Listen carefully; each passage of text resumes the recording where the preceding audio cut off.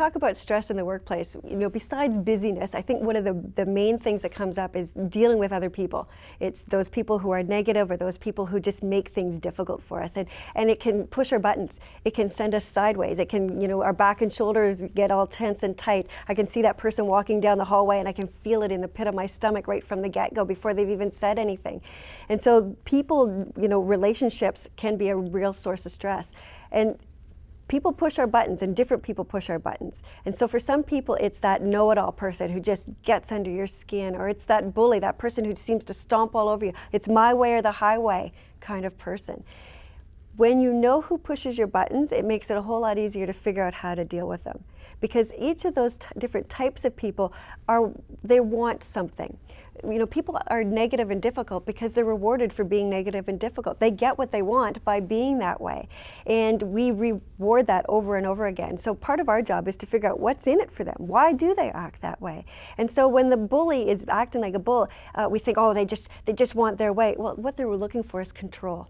And so they want control over the situation. How can we give them control in a way that's going to work for us, but also in a way that's going to work for them? And so I talk about giving them options. Would you like to do it this way? Would you like to do it that way? Do you want to talk about it now? Would you like to talk about it later? The more choices they make, the more in control of the situation, the fewer of the stomp, scream, and shout types of behaviors you're going to see. That person who is the know-it-all, the expert, they've been there, they've done that, the last thing we want to do is give them recognition, but that's exactly what they're looking for. And so we're not going to go and say to them, oh, you're the best person, you're the best boss I've ever had, or the best coworker I've ever had.